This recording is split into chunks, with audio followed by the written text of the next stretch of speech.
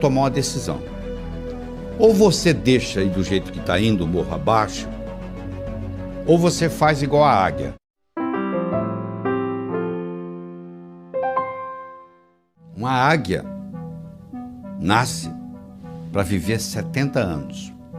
70 anos de vida. Só que quando chega aos 40, o bico dela está entortado, está velho, as garras já não são as mesmas, estão dificultando ela caçar, e a penugem dela já está fraca. Ela tem duas opções. Ou ela chuta o pau da barraca e deixa acontecer, e logo logo ela morre, ou ela resolve fazer um renascimento. Ela procura uma região onde tem uma pedra, onde tem água por perto, onde ela pode caçar roedores por ali, e ela decide ficar naquele lugar por 150 dias, 5 meses. E ela vai fazer o seguinte: ela vai pegar o bico e bater com o bico naquela pedra até o bico cair, e vai nascer um bico novo. Ela, com o bico novo, ela vai arrancar as garras velhas e vai criar garras novas.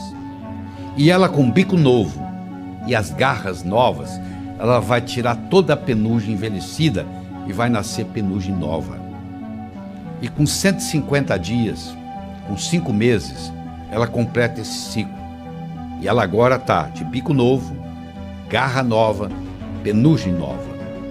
E ela agora está habilitada a voltar a caçar e a voar por mais 30 anos.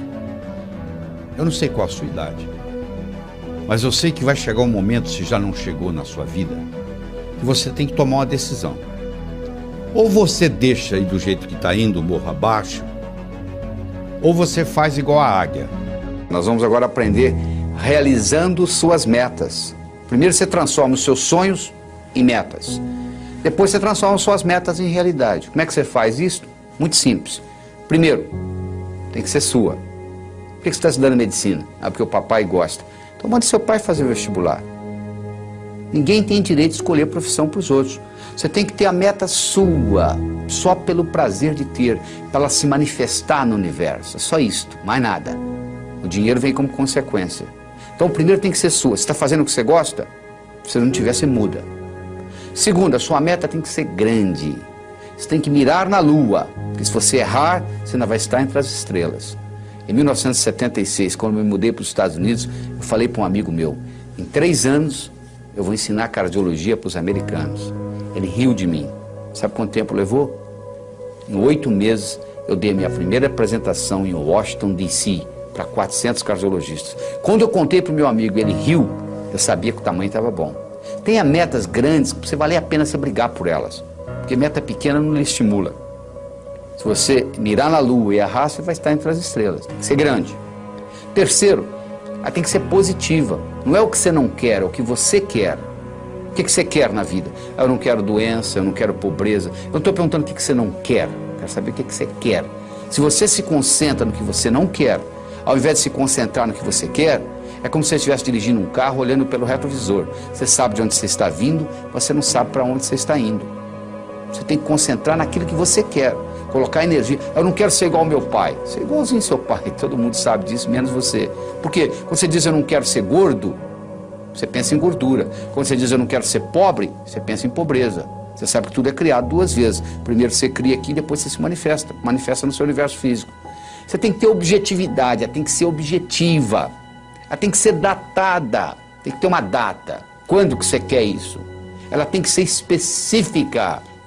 O cérebro trabalha ciberneticamente. Cibernética trabalha com especificidade. Você imagina um termostato no ar-condicionado de uma sala e você pergunta para mim que temperatura que eu coloco aqui. Eu falo mais ou menos. Você vai colocar o quê? Agora, se eu falar 21 graus Celsius, você vai lá e coloca. O que você quer? Eu quero dinheiro. Dinheiro você já tem no bolso. Eu quero mais. Vou te dar mais $1, tá bom? Não adianta, não é só. Você tem que ser específico. Você quer quanto? Eu quero $50 mil na minha conta até o final do ano que vem. Eu não estou garantindo que você vai obtê-lo, mas eu posso lhe dizer que a chance de você obter aumentou violentamente. E todas as vezes que você quiser chegar a algum lugar, você tem que saber de onde você está saindo. Uma vez eu estava dando um curso nos Estados Unidos, o sujeito falou assim, eu quero $50 mil na minha conta até o final do ano. Eu falei, quanto você tem? Ele falou, não sei. 2 semanas depois ele me liga, você não vai acreditar, eu somei o que eu tinha no banco, eu tenho $55 mil. Ou seja, ele estava pedindo o que ele já tinha. Aliás, ele não é o único na jogada. Tem gente que diz assim, Deus, meu Deus, eu quero talento. O que você acha que é talento, meu? Você acha que o pianista, ele sentou no piano e tocou? Ele praticou anos e anos e anos e anos para chegar lá. É verdade? Você acha que essa eloquência que eu tenho aqui conversando com você diretamente, isso apareceu da noite para o dia? Eu dou aula desde os 12 anos de idade. Então, essa história de talento tem muito a ver com a prática. Quanto mais você pratica, mais sortudo você fica. A sua meta tem que ser específica. Ela tem que ser datada. Você tem que saber de onde você está saindo. Qualquer lugar que você quiser, você liga para mim e diz assim, como é que eu chego aí? Eu pergunto de onde você está. Onde você está? Ah, não sei. Então eu não posso lhe ajudar. Você precisa ir a qualquer lugar, você tem que saber de onde você está saindo. Quais são as suas qualidades. Põe uma meta que seja significativa. Ela tem que ter uma importância para você e para os outros. Não é uma coisa que só você vai se beneficiar. Se só você se beneficiar, ela não é ecológica. Às vezes ela não é ecológica nem para você. Ecológica, a meta sendo ecológica é importante. Eu não posso divulgar o meu trabalho pelo mundo todo e ao mesmo tempo passar 5 dias da semana com os meus filhos, com a minha família. Se eu quiser fazer a mesma coisa, simultaneamente, divulgar o meu trabalho e passar 5 dias com a minha família por semana, uma dessas duas não é ecológica, porque uma vai brigar com a outra. Porque eu estou querendo criar 2 metas praticamente antagônicas. Eu não posso viajar pelo mundo todo, pelo Brasil todo, e ao mesmo tempo ficar 5 dias com a minha família por semana. Então você tem que ver que uma meta não pode ir contra a outra. A sua meta, ela tem que ser relembrada com frequência. Não é você chegar no dia 31 de dezembro e escrever o que você quer para o ano seguinte. Você tem que estar constantemente olhando o que eu quero. Às vezes muda. Às vezes você perde o interesse, às vezes uma meta que você tinha, você fala, não quero mais. Eu tinha vontade de ter essa meta, hoje eu não quero mais, porque às vezes você trabalha anos por uma meta que você queria, e você esqueceu que não quer mais, e quando termina, e aí? E agora? Ah, eu não quero isso mais. Você podia ter decidido isso muito tempo atrás, porque os seus valores mudam, os seus interesses mudam. Quando eu tinha 20 anos de idade, eu era capaz de viajar 10, 20, 30 horas para pular carnaval. Hoje eu quero distância de carnaval. Ou seja, os meus interesses mudaram, os seus também. Avalie aquilo que mudou e não fique batalhando naquilo que você realmente às vezes não quer mais. Você tem também de fazer aquela divisão. Todas essas metas com essas características e divididas, aí sim vai ter um impacto diferente na sua vida. E você tem que fazer a meta, não é o que você quer em 1 ano, 2, 5, 10, não. É o contrário. É o que você quer em 10 anos, o que você quer em 5, é de lá para cá, ou seja, do futuro para o presente. Onde que eu quero estar daqui 10 anos? Para eu estar lá daqui 10 anos, onde que eu tenho que estar daqui 5? Para estar lá daqui 5, onde que eu tenho que estar daqui 1? Para estar lá daqui 1, onde que eu tenho que estar e assim por diante. Aí você descobre o que você vai ter que fazer amanhã de manhã, mas olhando lá na frente, nos 10 anos. Parece uma coisa simples, mas faz uma diferença enorme. Você primeiro olhar lá nos 10 anos e trazer de lá para cá, do que daqui para lá. Então, com essas características que eu acabei de lhe apresentar, eu acho que você deve escutar, assistir esse vídeo várias vezes seguidas para saber as características da meta ser grande, ser sua, ser positiva, ser objetiva, ser datada, ser específica, ser significativa, ser ecológica, ser relembrada e ser comensurável. Uma coisa tem que ser medido. O que você quer? Eu quero mais felicidade. O que você quer? 20% mais feliz esse ano do que ano passado? Pode medir felicidade. Felicidade não é meta. Felicidade é estado de espírito. Fica feliz agora. O que está te segurando? Meta é uma coisa que você tem que estar num ponto, tem que chegar no outro. Existem etapas. Felicidade você não precisa de etapas. Você pode ficar feliz agora. Então meta é coisa comensurável. Você pode medir. Eu quero isso, eu quero aquilo, eu quero tanto no banco. E isso tudo tem que ser relembrado com frequência.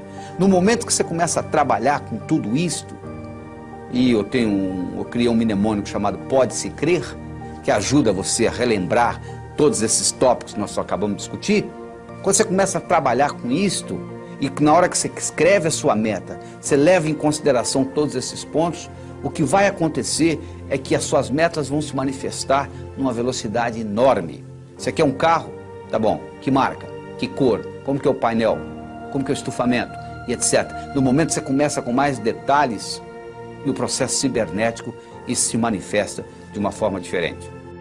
O bolo do sucesso, onde eu escolhi 6 ingredientes.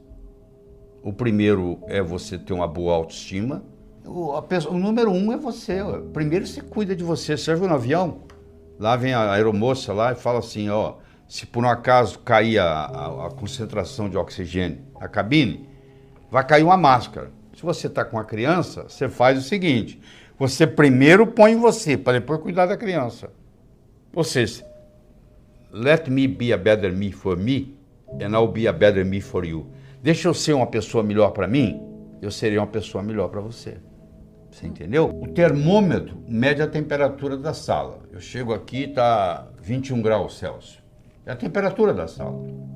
Agora, isso é o termômetro. Agora, se eu colocar aqui um termostato e colocar 15 graus, mesmo que lá fora esteja 30, aqui dentro vai estar 15. Porque o termostato vai baixar a temperatura ou subir, de acordo com onde eu coloco a temperatura. A autoestima é um termostato para a vida. Quanto que eu mereço? Quanto é que você está ganhando? Se eu falar que você vai, mês que vem, multiplicar por 10 o seu faturamento, você vai acreditar? Não. Você fala, não é possível. Quem é que vai... Se ganho um mês que vem eu vou ganhar 10? Eu sei, mas por que você está ganhando 1 e o seu amigo está ganhando 4? Fazendo a mesma coisa. Com o mesmo talento. Pode ser que ele tenha um marketing melhor do que o seu, pode. Mas pode ser também que ele tenha um termostato de autoestima melhor do que o seu. Então, o que você merece é o que você tem. O merecimento que você acha que você vale está expresso aí na sua conta bancária, no carro que você dirige, na casa que você mora, na família que você tem. Está aí, ó. É só você olhar. Se você quiser mais, você tem que sentir merecedor de mais. E para sentir merecedor de mais, escuta, você tem que subir a sua autoestima. A segunda é a sua capacidade de se comunicar, que é fundamental, principalmente no mundo de hoje, onde a comunicação é talvez o mais importante de tudo no sucesso. Eu posso ter 2 indivíduos que têm um QI de 145, quase gênio. Um está muito bem na vida e o outro está desempregado no quarto Jack. Você vai ver a diferença, um se comunica bem e o outro não dá nem bom dia para o vizinho. Então, no momento que você melhora a sua capacidade de se comunicar, você passa a valer mais no mercado. Essa é a realidade. Terceiro, é a sua capacidade de estabelecer objetivos, criar estratégia. Em 1953, eles pegaram todos os formandos da Universidade de Harvard e perguntaram para eles assim, o que você vai fazer nos próximos 6 meses, próximo ano, próximos 5 anos, próximos 10 anos, próximos 15 anos, próximos 20 anos. A grande maioria, como acontece aqui no Brasil, não tinha nada por escrito. Não tinha nada, não tinha nenhum... Ah, não sei, eu vou ver o que vai acontecer. Eu vou deixar a vida me levar, né? Mas 3% daqueles estudantes, eles tinham por escrito o que eles iam fazer com 6 meses, com 1 ano, com 5, com 10, com 15, com 20 anos de formado. Em 1973, eles pegaram aqueles que ainda estavam vivos e fizeram uma avaliação. Então, aquele grupo que tinha por escrito era 3%. Valia mais do que os 97% junto em todos os aspectos. Então, eles viram se a inteligência era diferente? Não.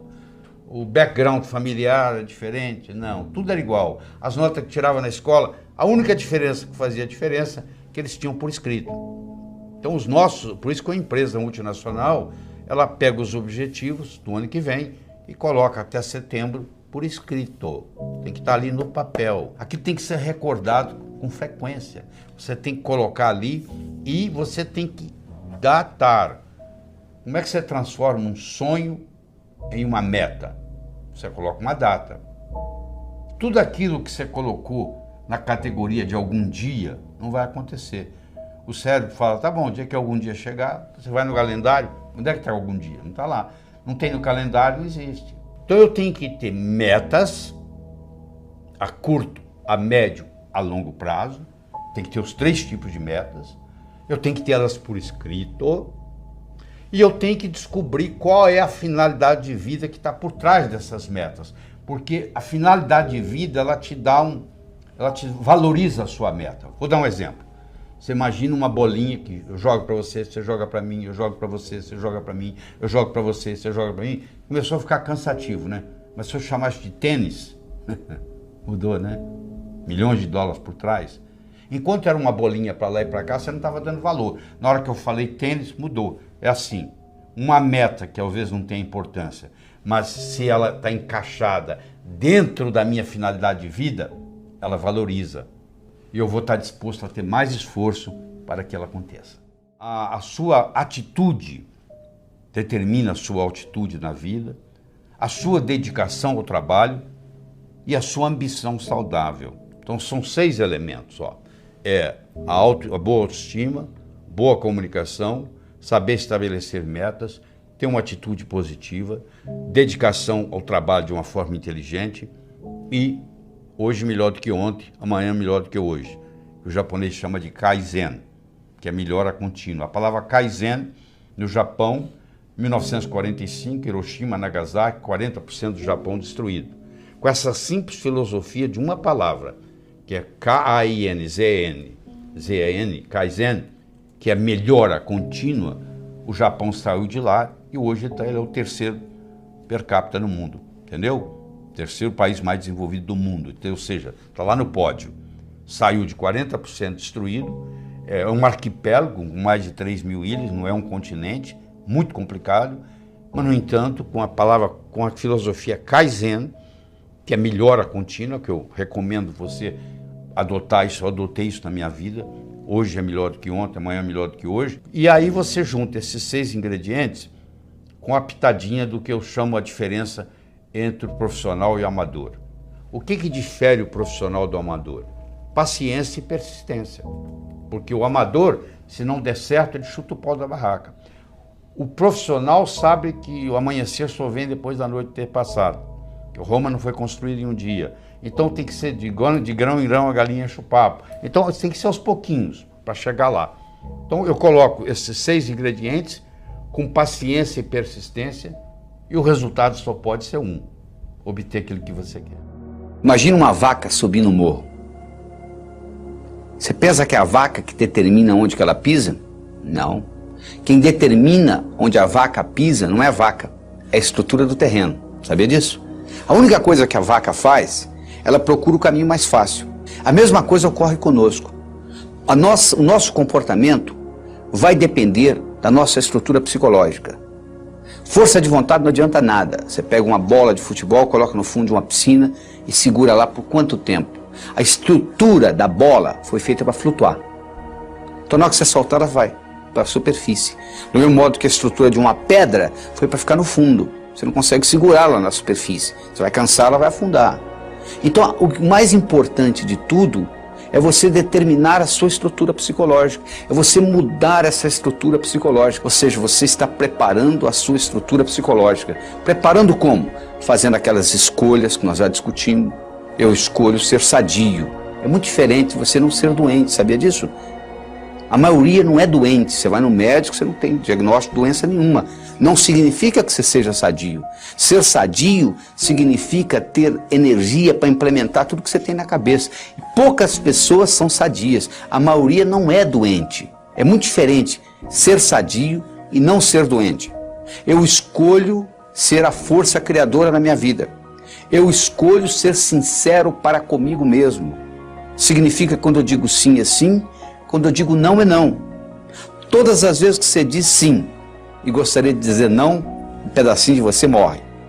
Isso, quando você faz essa estrutura, você está se estruturando para longo prazo, para fazer um processo de longa duração. Aí sim se mantém.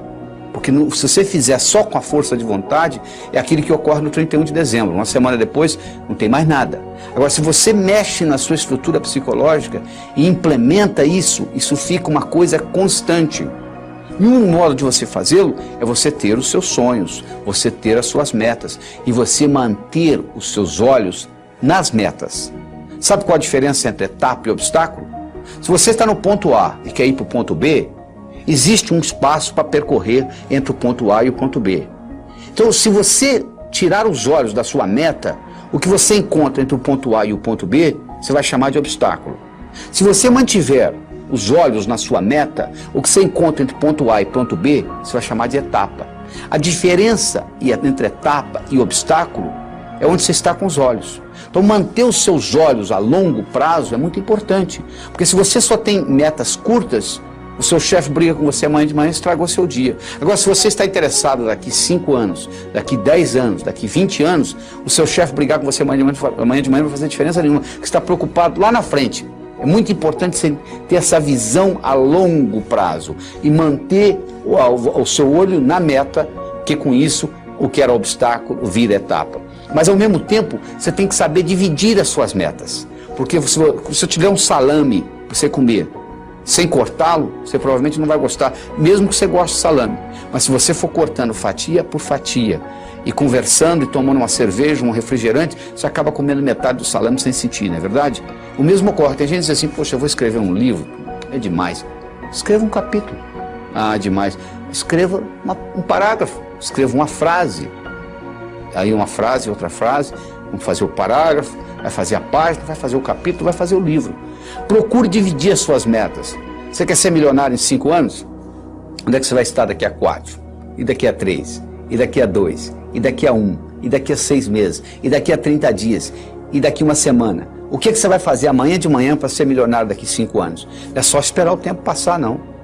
O bonito é que quando você divide isto, o que você tem que fazer amanhã de manhã, diferente do que você teria que fazer se não tivesse essa meta, não vai ser quase nada. Porque a meta vai sendo diluída. Então, um dos grandes segredos que existe em pessoas atingirem as metas é você ser capaz de quebrar a sua meta em pequenos espaços, em pequenas fatias, e você vai executando uma após outra, e o cérebro vai sendo treinado com isto, e sucesso atrai sucesso. Você sabe que semelhante atrai semelhante. Se você abrir a torneira da cozinha, da sua pia, na cozinha sai água, para onde que vai a água? Para o esgoto. E o esgoto? Vai para o rio. E o rio vai para o mar. A água vai para a água, não é verdade? Para onde que vai o ódio? Para quem tem ódio. E amor? Para quem tem amor. E dinheiro? Vai para o pobre? Não, para quem tem dinheiro. E sucesso? Vai para onde? Para quem tem sucesso. Então esses pequenos sucessos vão atraindo mais sucesso na sua vida. Semelhante atrai semelhante. Então à medida que você vai fazendo isso, você vai preparando essa caminhada. Mas tudo começa com essa estrutura psicológica. Quem determina onde a vaca pisa não é a vaca, é a estrutura do terreno.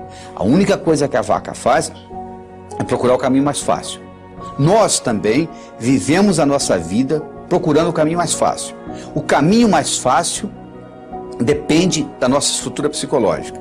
E a nossa estrutura psicológica é codificada linguisticamente. Lembra que eu já falei que nós somos animais linguísticos. Então o melhor jeito de você se preparar para mudanças é você recodificar essa sua estrutura psicológica e fazer natural aquilo.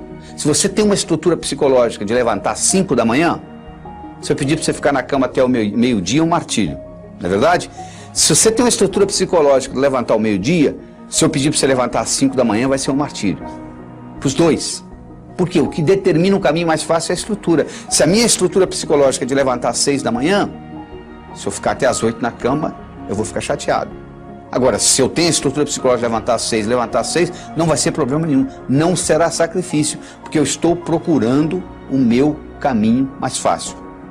Então, o que eu quero que você determine para você é o seguinte: qual é o seu caminho mais fácil?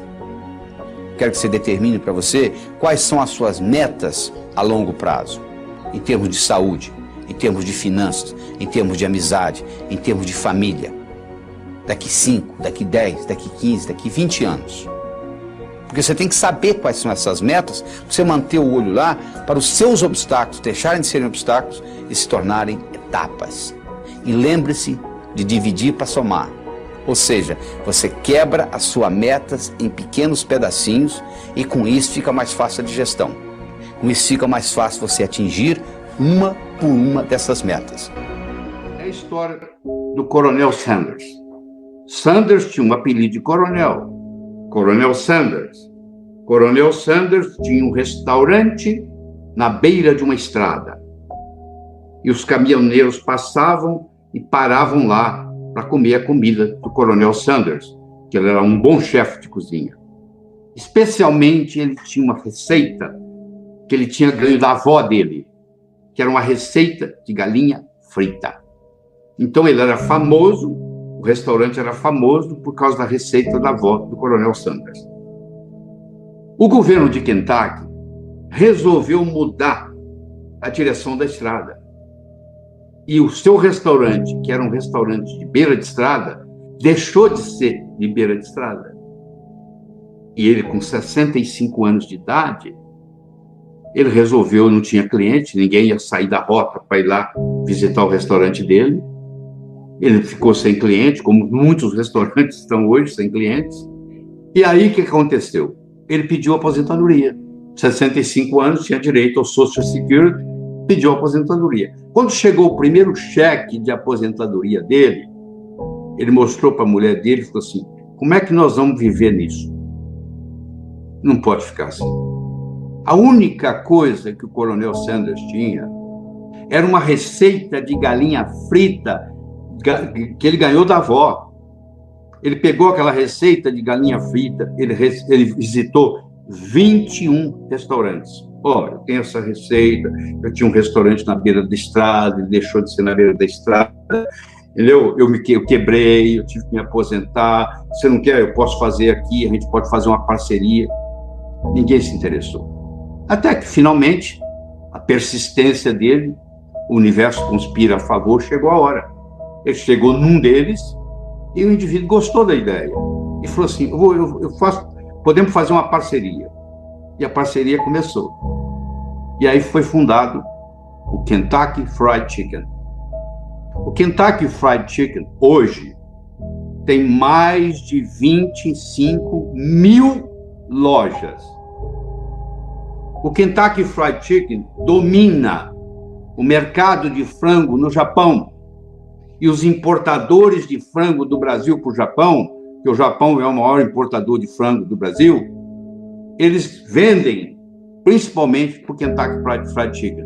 Então, o Coronel Sanders indiretamente está ajudando o Brasil. Agora eu lhe pergunto, um cara com 65 anos de idade, com um cheque de aposentadoria do Social Security, a única coisa que ele tinha com ele era uma receita de galinha frita. E ele consegue mudar o mercado de frango no mundo. Você está esperando o quê? Era uma vez, numa pequena ilha da Grécia, havia um sábio, famosíssimo. Famoso porque, até aquele dia, todas as perguntas feitas a ele soube responder. E a fama dele transcendeu a Grécia. Vinha gente de longe. Mas um dia, um adolescente, conversando com um amigo dele, adolescente, disse, eu acho que eu sei como é que eu vou enganar esse sábio. Eu vou pegar um pequeno passarinho, vou esconder nas minhas mãos, vou levar para ele e vou perguntar se está vivo ou morto. Se ele falar vivo, eu vou espremer e deixar cair morto nos pés dele. Se ele falar morto, eu vou abrir a mão, vou deixar o passarinho voar. Não interessa que ele responder, dessa vez ele vai errar. Aí você imagina, o adolescente pegou o pequeno passarinho, colocou nas mãos, foi até o sábio, olhou pro sábio no olho e disse assim, sábio, diga-me, o passarinho nas minhas mãos está vivo ou morto? O sábio olhou para ele e disse, meu jovem, a resposta está nas suas mãos.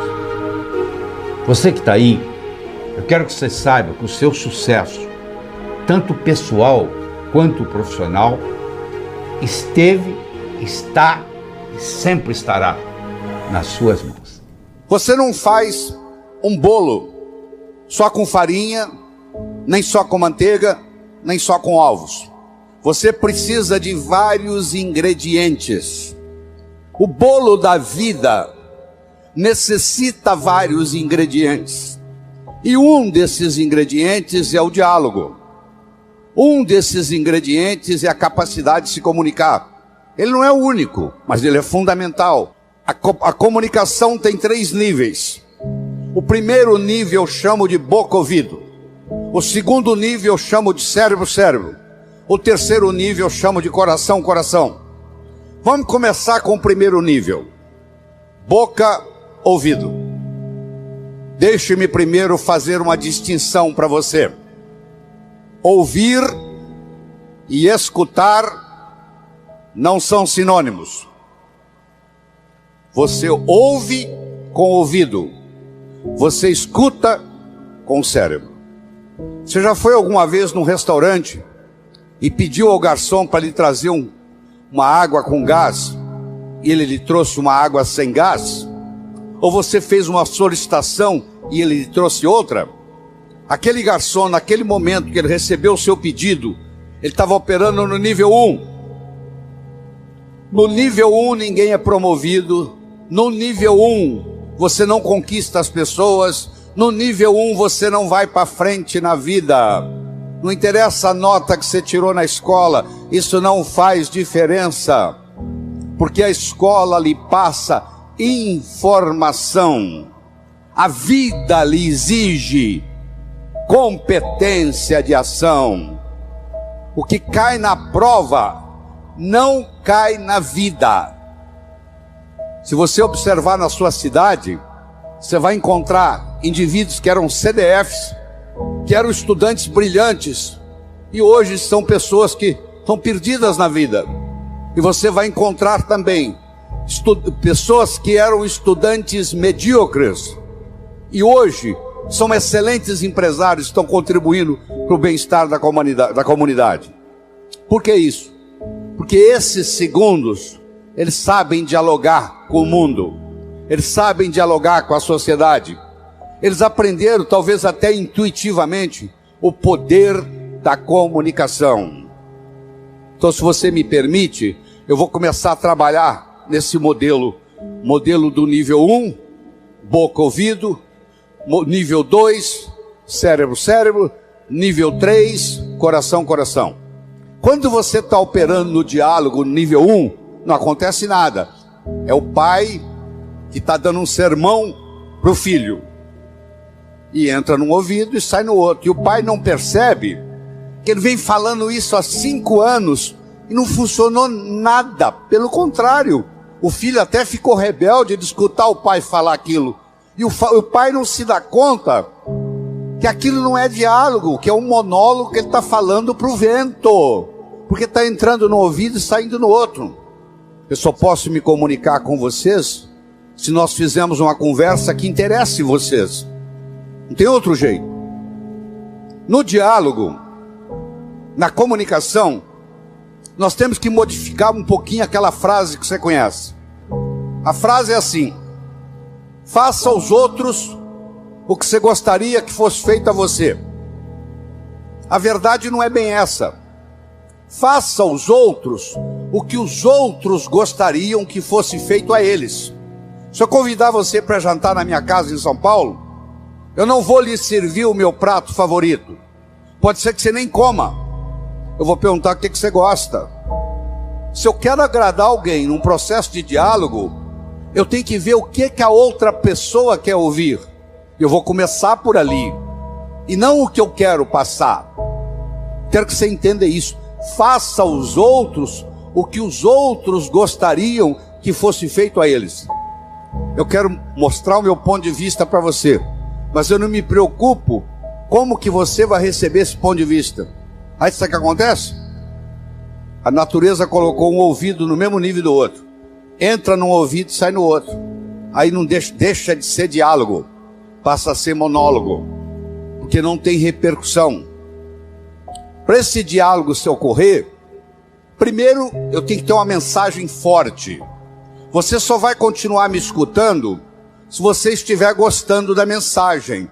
Eu tenho que ter algo para poder passar para você. Essa é a mensagem. Segundo, nós temos que conversar de uma forma metafórica. Quando eu lhe conto uma história, você não pode dizer que você não concorda com ela. Eu estou lhe contando uma história, e dentro da história eu coloco a ideia que eu quero passar para você. Era uma vez um navio de alta prioridade, porque carregava ouro. E de repente o motor desse navio enguiçou. E o dono do navio disse: para. Traga aqui o melhor mecânico da região. Eles trouxeram. Ele trabalhou um dia inteiro, não conseguiu consertar o motor. Ele disse: para. Traga aqui o melhor engenheiro mecânico do país mais próximo. Eles trouxeram. Ele trabalhou 2 dias, não conseguiu consertar o navio. Ele disse: para. Traga aqui de onde estiver, de helicóptero, quem montou essa máquina desse navio. E eles procuraram, encontraram e trouxeram ele e um assistente. E eles desceram no navio de helicóptero, foram até a casa de máquinas, escutaram o barulho da tubulação, tocaram nos tubos, e tinha uma válvulazinha vermelha num canto. E ele perguntou para o assistente dele: você tem um martelo? Tem, me empresta. Ele foi lá e pim, ligue. Eles ligaram, tudo funcionou às mil maravilhas. Os 3 indivíduos que trabalharam, o primeiro que trabalhou um dia, o segundo que trabalhou 2 dias, e esse que deu a martelada na válvula, mandaram as suas respectivas contas. Quem trabalhou um dia mandou uma conta de $100. Quem trabalhou 2 dias mandou uma conta de $400, $200 por dia, porque ele havia trabalhado 2 dias e ele era mais sofisticado do que o outro. E quem deu a martelada mandou uma conta de $10.000.